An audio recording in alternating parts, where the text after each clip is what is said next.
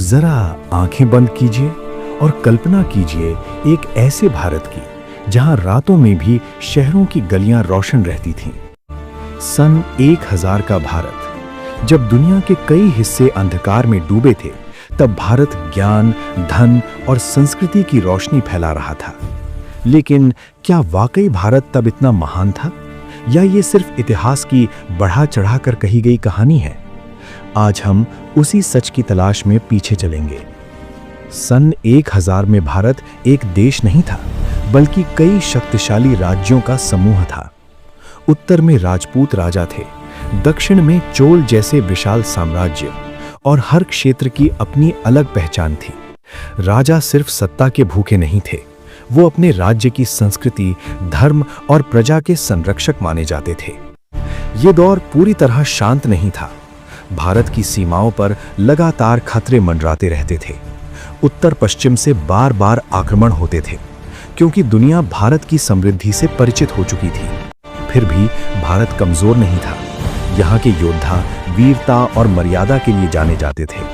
युद्ध भी नियमों और सम्मान के साथ लड़े जाते थे। राजमहलों के बाहर आम लोगों का जीवन बेहद साधारण था। किसान खेतों में मेहनत करते थे, कारीगर अपने हुनर से चीजें बनाते थे, और व्यापारी दूर दूर तक व्यापार करते थे। लोग सूरज उगने के साथ जागते थे और सूरज ढलते ही विश्राम करते थे। जीवन कठिन था, लेकिन संतोष से भरा हुआ। सन 1000 का भारत दुनिया की सबसे समृद्ध अर्थव्यवस्थाओं में से एक था।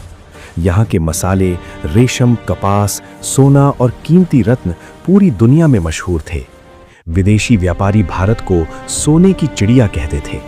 यहाँ धन सिर्फ राजाओं के पास नहीं, आम नागरिकों के पास भी था। धर्म उस समय लोगों के जीवन का आधार था। मंदिर केवल पूजा स्थल नहीं थे, वे शिक्षा, कला और समाज के केंद्र भी थे। लोग अपनी आस्था से जुड़े रहते थे, और यही आस्था समाज को एकजुट रखती थी, भले ही बाहर कितना ही संकट क्यों ना हो। सन 1000 का भारत ज्ञान के मामले में दुनिया से आगे था। गणित, खगोल शास्त्र, आयुर्वेद और दर्शन, इन सभी क्षेत्रों में भारत का योगदान अमूल्य था।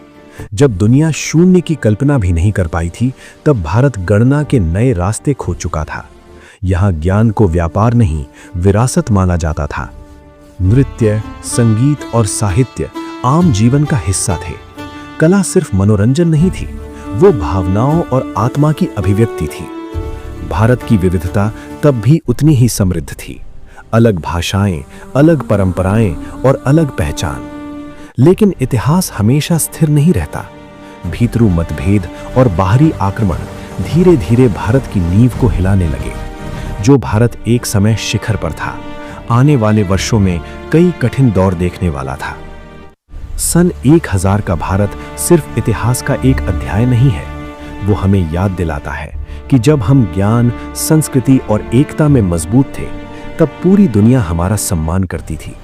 अगर हमने अपने अतीत से सीखा, तो भविष्य फिर से उज्जवल हो सकता है, क्योंकि जो सभ्यता एक बार दुनिया को दिशा दे चुकी हो, वो दोबारा भी दे सकती है। अगर आपको हमारी वीडियो पसंद आई हो, तो चैनल को सब्सक्राइब करें, वीडियो को लाइक करें और कमेंट जरूर करें। आपका सपोर्ट हमें और ऐसी कहानियां लाने की ताकत देता है।